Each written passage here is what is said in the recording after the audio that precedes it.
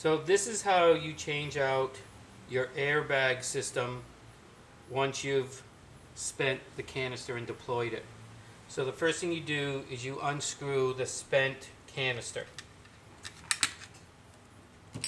Then you take the bolt and the Allen key that comes with your system and you put it in the very bottom of the trigger and then you tighten it up. And what this does, the bolt pulls down on the 65 foot-pound spring, and it also pulls the plunger down that punctures the air cylinder.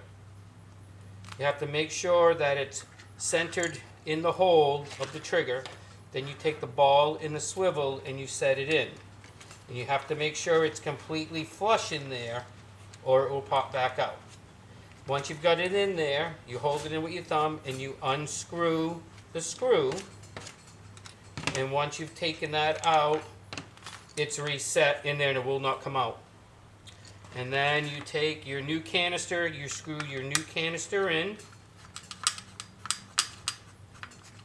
You take your tether and you stick your tether back through the hole in your suit, and then you connect that to the tether that stays on your bike, and you are all done. You know, if you do this a couple of times, less than a minute, you'll have your airbag reset, recharged to go again. Thank you. 3. I mean, I can feel it, obviously.